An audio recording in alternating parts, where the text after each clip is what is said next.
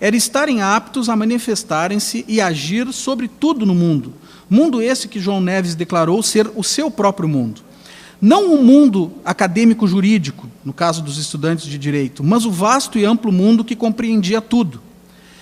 Neves ainda comenta que os estudantes tinham sede de notoriedade, a qual saciavam nas fontes da oratória, muito mais recheada de palavras do que de ideias. Sede de notoriedade que designa justamente a predisposição para o alcance de destaque social e para ocupar posições de mando que, desde das origens sociais e toda a trajetória até aquele momento, acabava induzindo aqueles estudantes a buscarem, né? No período da faculdade, Getúlio, em 1907, depois de um racha no PRR, que era o Partido Republicano Rio-Grandense, né, de Júlio de Castilhos, que falece em 1903, e então o PRR estava sofrendo uma crise, né, na medida em que o Borges de Medeiros estava tentando se fortalecer como o principal chefe do partido, frente a outros que não estavam concordando muito com isso, né? E nesse momento, então, há um racha no partido, ocasionado pela luta justamente pelo espólio do Júlio de Castilhos. E nesse momento, Getúlio Vargas e outros colegas se engajam naquilo que ficou conhecido como Bloco Acadêmico Castilhista, que apoiava a candidatura de Carlos Barbosa, que por sua vez era sustentada por Borges de Medeiros, contra a candidatura de Fernando Abbott à presidência do Estado, como chamava na época, né? Não era governador, era presidente do Estado. Note-se que o general Vargas, desde São Borja, apoiava também o lado de Borges de Medeiros. Do Bloco Acadêmico Castilhista fizeram parte ainda, entre muitos outros, João Neves da Fontoura, Firmino Paim Filho, Maurício Cardoso, que eram colegas e também estudantes de Direito, né, de Getúlio, e alguns alunos da Escola de Guerra, aqui de Porto Alegre, que funcionava ali onde hoje é o Colégio Militar, que nada mais nada menos era do que Eurico Gaspar Dutra e Góes Monteiro, generais que depois vão estar participando na Revolução de 30. Né? Todos esses, aliás, vão ser importantes conspiradores para a Revolução de 30. Então, durante a campanha eleitoral, esses alunos fundaram um jornal chamado O Debate e participaram ativamente de diversas demonstrações públicas. Numa delas, foram à Praça da Matriz para perturbar um comício dos apoiadores de Abbott. Pinheiro Machado, alvo das críticas do orador Pedro Moacir e apoiador de Borges de Medeiros, assistia ao meeting de uma das janelas do Palácio Presidencial. Um tiro de revólver, partido em meio aos estudantes, ocasionou um tumulto que acabou dissolvendo o comício.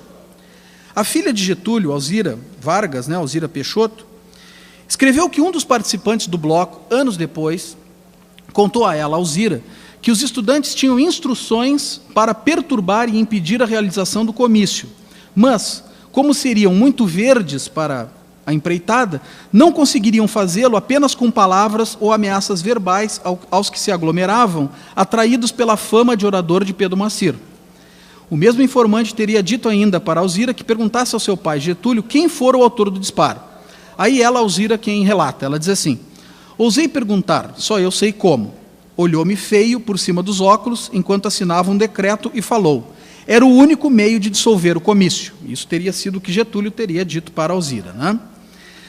A questão é que se Getúlio disparou ou não aquele tiro não vem ao caso, mas sim a ação feita para desbaratar aquele comício, né, que inclusive acabava lançando mão de meios violentos de coação, que era, no caso, o uso de uma arma de fogo em praça pública, enfim, para dissolver o comício dos opositores. E isso sob os olhos de Pinheiro Machado e, provavelmente, né, também com o conhecimento, enfim, de Borges de Medeiros e de outros, né, que certamente estavam, portanto, aplaudindo aquela ação daqueles jovens que estavam se dispondo a lançar mão de seja quais meios fossem para atingir os objetivos que eles tinham, que no caso era dissolver o comício. Não? Por outro lado, o período na faculdade também era importante no sentido das reconversões dos recursos herdados em o título propriamente de nível superior, né? Quer dizer, o título de nível superior no final do século passado, início desse ainda, e até boa parte de meados desse não, desculpa, início do retrasado e até boa parte do passado, né? Portanto, século XIX até meados do século XX, o título de um curso superior no Brasil era algo bastante raro, seja pelas instituições de ensino superior que tinham e pelas poucas possibilidades que as pessoas tinham de obter os títulos de ensino superior, né? Então, esse título em si, ele já era uma credencial importante, né? Aliás, muito importante. e juntamente também com um certo saber jurídico que eles, evidentemente, acabavam adquirindo na medida em que participavam de uma escola de direito, né? E que, por mais dificuldades que essa escola tivesse na questão didático-pedagógica, é claro que eles, evidentemente, tinham contato com esses textos, né? Pois bem, eles, nessa mesma medida, né, esse saber jurídico, né, no caso do Rio Grande do Sul, ele tem uma importância especial, porque, além do saber em si, quer dizer, saber manejar com as regras jurídicas era uma arma importante, porque existia uma máxima na época, né, que todos devem conhecer aqui, que dizia que era o seguinte, né, que aos amigos tudo, aos inimigos o rigor das leis, né? E isso era muito comum. De modo que um certo conhecimento das leis e das legislações era importante para que, inclusive, esse tipo de coação que, porventura, era jogada contra os inimigos não se transformasse numa coação pura e simples, né? Quer dizer, uma coisa muito grosseira, porque era necessário que se mantivesse uma certa formalidade nos procedimentos, né? Mesmo que as leis, de fato, elas eram muito mais aplicadas contra os adversários, né? Antes mesmo de se formar em Direito, Getúlio Vargas foi indicado por Borges para assumir uma promotoria pública em Porto Alegre. E depois de retornar a São Borja e lá abrir banca de advocacia, logo foi eleito para a Assembleia Estadual, chamava Assembleia dos Representantes, em 1909. Nas eleições de 13, que marcaram o retorno de Borges de Medeiros à presidência do Estado, o período anterior tinha sido cumprido pelo Carlos Barbosa, Getúlio foi reeleito, mas acabou renunciando ao mandato. Ele foi eleito à Assembleia dos Representantes e renunciou. Nesse episódio, João Neves da Fontoura e outros se atritaram com Borges de Medeiros, né, ao não seguirem suas orientações quanto ao preenchimento da lista de candidatos do PRR na cidade de Cachoeira. Os candidatos eleitos sem o beneplácito de Borges foram obrigados a renunciar. Getúlio, por sua vez, justificou a sua própria renúncia como um ato de solidariedade formal àqueles afastados. No entanto, as suas razões deixam também transparecer o caráter dos mandatos à época, enquanto de distribuição e controle pessoais de Borges de Medeiros. Quer dizer, o mandato parlamentar era concebido como a investidura de confiança política do chefe. Essas palavras são do Getúlio, né? Ou seja, não era o produto de um ato de delegação, não era um produto de representação popular. A questão de Cachoeira do Sul, não confundir com outras questões Cachoeira, e a renúncia de Getúlio, porém, estavam inseridas no contexto da tentativa de Borges de Medeiros de reforçar seu poder pessoal em detrimento de antigos líderes locais ligados ao PRR e que poderiam pôr limites à sua autoridade no governo e no partido. Os atritos atingiram também a família Vargas em São Borja. O general Vargas, em São Borja, estava a passar o comando da liderança partidária ao seu filho primogênito, o Viriato Vargas. Ele se propunha, como escreveu em uma carta, a sua aposentadoria política, ele, general Vargas, né? Passando então os cargos e os encargos para o filho mais velho. Para isso, ele escreveu a Borges de Medeiros pedindo o consentimento do Borges. Só que o Borges não respondeu, protelou, enrolou, enfim. O Viriato acabou assumindo a intendência municipal, né? Mas isso que seria uma simples formalidade, quer dizer, pedir que o Borges ratificasse uma resolução do líder local, acabou se tornando um problema, uma questão, né? E em 1914, segundo uma fonte, o doutor Benjamin Torres lançou acusações tremendas contra os Vargas, vítimas também de libelos, boletins e brochuras. Borges de Medeiros recebeu um memorial com centenas de assinaturas redigidas por Rafael Escobar e Benjamin Torres, texto repleto de graves denúncias contra os Vargas. Assim, uma notícia falsa ou autêntica começou a correr. A de que Borges, estomagado com a renúncia de Getúlio e ainda com o desprestígio dos Vargas, pretendia derrubá-los em São Borja. Abandonou-os e aproximava-se de Escobar e Torres. Benjamin Torres era um médico mineiro formado em Ouro Preto, na casa de cujos pais teria se refugiado justamente o Viriato Vargas, quando, de uma acusação que ele recebeu de assassinato de um estudante paulista da família Almeida Prado, quando ele era estudante, também estudante, em Ouro Preto. Depois que Benjamin Torres se formou, o general Vargas, em retribuição à família dele, né, o convidou para abrir um consultório em São Borja, e ele foi a São Borja, né? Então, apesar essa estreita reciprocidade com o general Vargas e mesmo com o Viriato, Benjamin Torres e esse último terminaram por romper relações. há indicações nas fontes de que Viriato nutria especial interesse na esposa de Torres, a quem chegou a cortejar com presentes. Mas também há indicações de que Torres estaria traindo a confiança dos Vargas, passando-se para o lado dos seus opositores. Enfim, questões de ordens pessoais e facciosas se misturaram para levar ao rompimento das relações entre eles. Em março de 1915, Pedro Burro e João Gago assassinaram Benjamin Torres no centro da cidade de São Borja.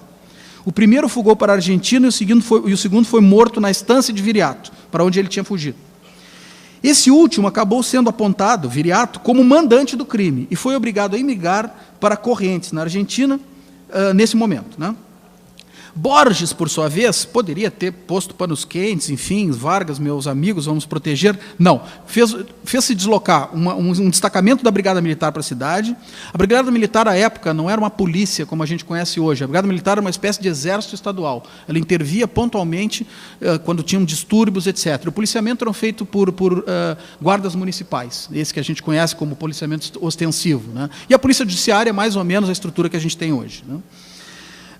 Então, o Borges designou tropas da brigada para intervir na cidade, né? E o subchefe de polícia de Porto Alegre para apurar o caso. O general Vargas acabou tendo que assumir de novo o controle político da região e os cargos e encargos de líder do PRR e chefe político de São Borja, né? Nesse processo de disputas internas ao PRR, envolvendo também os federalistas da família Escobar, porque eles eram federalistas, em São Borja, e o grupo familiar Vargas e Borges de Medeiros, Getúlio, e aí a importância do porquê que eu estou relatando isso, quer dizer, Getúlio findou por fortalecer a sua própria posição, por incrível que pareça, frente à própria família e em relação ao presidente do Estado. Pois, ao final, os Vargas e Borges acabaram voltando à boa convivência. Viriato, que era o provável sucessor, né, lógico do Manuel Vargas, acabou desgastando-se muito no processo. E o Getúlio, ao que parece, não se propôs a tomar o lugar do irmão como chefe local, e muito menos, ou talvez nem pudesse fazer isso, porque ainda tinha o Protásio, que era o segundo mais velho, e que, de fato, vai depois aparecer como chefe local. Portanto, o Getúlio, né, como terceiro filho homem, né, quer dizer, acaba agindo de que forma? Ele obedece às orientações da família, do grupo familiar, apoia sempre os interesses do grupo familiar, mas ele nunca, durante todos os conflitos, deixou de manter contato com o presidente Borges e com o seu secretário do interior, que era o Firmino Paim Filho, que era muito amigo do Borges, desculpa, do Getúlio, e que o Getúlio, inclusive, referiu numa carta que teria sido, inclusive, o seu melhor amigo, né? Getúlio, pois, não chegou ele próprio a se tornar, nunca, jamais, um chefe político partidário local, mas passou a exercer funções de mediação entre o seu grupo familiar e o presidente do Estado. A partir do seu retorno à Assembleia dos Representantes, em função do apaziguamento das relações entre Borges e os Vargas, atuou ele como defensor, agora sim, das posições do próprio presidente do Estado, chegando mesmo a tornar-se o líder da maioria na casa, ou seja, líder da bancada do PRR. Nas eleições de 22, ele era membro da Comissão de Verificação de Poderes da Assembleia, e essa comissão foi aquela responsável por fazer a contagem de votos e que os oposicionistas da Aliança Libertadora, até hoje, dizem, né, que teriam sido uma grande manipulação, uma grande armação, para que o Borges tivesse os votos necessários para se eleger contra a candidatura do Assis Brasil, com a qual ele estava disputando a eleição, né? E isso acabou redundando na revolução, na chamada Revolução de 23, que os opositores não aceitaram esse resultado, né? Mas, em função dessa participação, logo o Getúlio é indicado por Borges para uma vaga que tinha vagado, desculpa, um cargo de deputado federal, que tinha vagado por morte de um deputado rio-grandense, e aí o presidente do Estado indicava diretamente o deputado, e o Getúlio foi indicado pelo Borges, né? No Rio de Janeiro, segundo João Neves, né, o PRR decidira conferir-lhe ao Getúlio a liderança da bancada federal. Quer dizer, ele chega no Rio de Janeiro e imediatamente a bancada federal acaba o colocando como líder da bancada lá no Congresso, né? Isso está associado a uma crise que tinha ocorrido com relação a Borges e ao presidente eleito, que era o Arthur Bernardes, né? Porque o Borges tinha apoiado nas eleições o Nilo Peçanha contra o Arthur Bernardes. Inclusive, isso teria levado ao Arthur Bernardes a manietar um pouco o Borges de Medeiros, a fazer com que ele aceitasse uma série de reformas na Constituição do Rio Grande do Sul, em função da Revolução de 23. Então, as relações entre o governo do Estado e o governo federal estavam estremecidas. E a escolha do Getúlio teria se justificado pelo seguinte, porque como ele não estava lá naquele momento da formação do apoio que os deputados federais gaúchos deram à candidatura do Nilo Peçanha, como ele chegou depois, ele seria alguém que, como não tinha participado daquelas brigas, né, não teria, então, se estomagado com o governo federal, de modo que ele pudesse, talvez, abrir um canal de diálogo com o governo federal, né, com o presidente Arthur Bernardes. Pois, essa conjuntura atribulada do início da década de 20, portanto, acabou abrindo espaço para a emergência de novas lideranças políticas, o que possibilitou a Getúlio conquistar uma posição proeminente entre os membros da bancada federal do PRR, passando a ser ele um dos principais mediadores entre Borges de Medeiros e o governo federal e ganhando trânsito no mundo político-social do Rio de Janeiro. Em 1924, Vargas é reconduzido à Câmara, agora por procedimento eleitoral, né, mantendo-se como líder da bancada do PRR e participando da Comissão de Finanças da Casa. E em 23 ele é empossado ministro da Fazenda do governo Washington Luiz, cargo que assume por insistência de Borges. Ou seja, em menos de 3 anos, né, antes, né, de ter chegado, né, em 3 anos, desde que chegou no Rio de Janeiro, até ser empossado, né, ou durou 3 anos, né, o período dele no Rio de Janeiro, até ser empossado ministro de Estado. Quer dizer, é um período bastante curto. Né? Como reconhecimento, né, da atividade de Vargas e de sua rápida ascensão, em agosto de 27, Borges de Medeiros fez a sua indicação oficial como candidato do PRR à presidência do Estado, o que significava, de fato, a escolha por parte de Borges do seu sucessor, que seria formalizada e legitimada pelas eleições. Porém, algumas fontes referem que Borges teria estado em dúvida entre a escolha de Getúlio e a de Sérgio Ulrich de Oliveira, sendo que a opção pelo primeiro teria se dado, segundo João Neves da Fontoura, porque Oliveira era um conhecido habitué do Clube dos Caçadores, né, o Bataclan local aqui de Porto Alegre à época. Apesar dessa possível dúvida de Borges, as razões que ele próprio Borges apontou e arrolou para a escolha de Getúlio numa carta que ele apresentou aos líderes do PRR apresentando a candidatura de Getúlio, me parece que já dão conta do que teriam sido as razões pelas quais ele teria escolhido o Borges e não o Sérgio Ulrich de Oliveira, sendo a principal delas a seguinte, quer dizer, ambos eram advogados formados, partidários do PRR, etc., muito conhecidos no Rio Grande do Sul, mas qual era a diferença entre o Sérgio Ulrich de Oliveira e o Getúlio Vargas? O Getúlio Vargas tinha o trânsito nacional que faltava a Sérgio Ulrich de Oliveira. E era importante para o Borges que tivesse um sucessor aqui que pudesse ter esse trânsito nacional, né, de forma a que ele pudesse, então, digamos, consertar melhor as relações entre o governo do Estado e a União, né, que continuavam ainda, não eram totalmente tranquilas ainda. Né? Pois bem, já quase encerrando,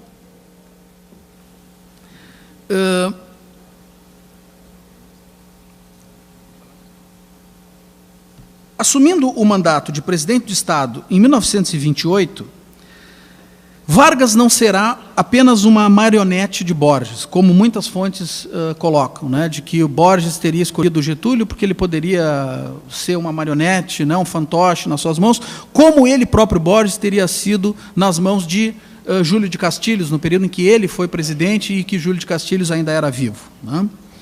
Mas não. Né? Borges inicia um processo de conciliação com os oposicionistas, que agora estavam começando a se articular no chamado Partido Libertador, o PL, e busca, no incentivo ao associativismo, outras bases de apoio que não aquelas bases que eram controladas ainda diretamente por Borges de Medeiros. Ou seja, isso acabou viabilizando, no final das contas, a formação da Frente Única, a Frente Única que vai ser composta pelo PRR e pelo PL, que vão compor a Aliança Liberal em 1929, quando Getúlio Vargas vai ser escolhido candidato à presidência da República pela Aliança Liberal no pleito eleitoral de 29, né? Nas eleições na campanha eleitoral de 29, nas eleições que se deram em 30, né? Em março de 30. Naquela campanha eleitoral, Getúlio acabou ganhando uma notoriedade nacional que terminou credenciando-o como uma das poucas possibilidades mais consistentes de liderança civil para o movimento armado que se seguiu ao episódio eleitoral que acabou se desfechando em outubro daquele ano, em outubro de 1930. Né? Ou seja, Getúlio virou o jogo, não só no sentido da ruptura institucional operada com a chamada Revolução, mas também aquele no qual ele estava diretamente implicado. Ou seja, ele era um terceiro filho de um manda-chuva interiorano que, ainda por cima, esse manda-chuva indispôs-se seriamente com o principal líder político do Rio Grande do Sul. alguém escolhido para o governo do Estado para ficar à sombra do ex-presidente, que controlava o seu partido e toda a sua estrutura clientelística, ou seja, um político aparentemente fadado a voos pouco elevados que, no entanto, logrou aproveitar-se do jogo e, contribuindo para a própria subversão do jogo, alcançar uma posição até então inédita na história do Brasil. As desvantagens se tornaram as vantagens de Getúlio Vargas, e ele acabou se tornando o ditador do governo provisório, que se estabeleceu em 3 de novembro de 1930. Eu peço desculpas se me alonguei muito e agradeço novamente a paciência dos senhores e senhoras. Fico à disposição para qualquer esclarecimento, perguntas e críticas. Muito obrigado. Obrigado, professor Luiz Alberto Grijó, pela palestra, pelas belas palavras. A palestra Virando o Jogo, Getúlio antes do presidente Vargas. Por favor.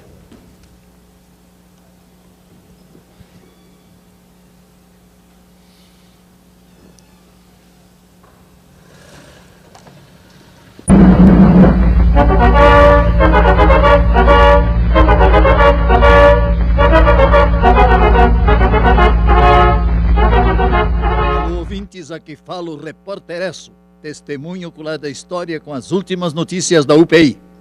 E atenção, atenção, Rio de Janeiro. O presidente Vargas suicidou-se esta manhã no Palácio do Catete. O ato culminou com a crise sustentada pelo presidente após o atentado da Rua Toneleiros. Mais detalhes nas edições subsequentes. Falou o repórter Esso em edição extraordinária.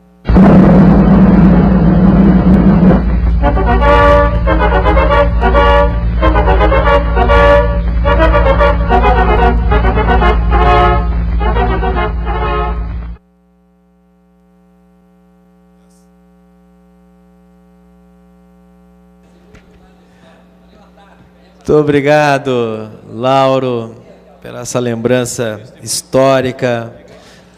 Aqui acompanhados pelo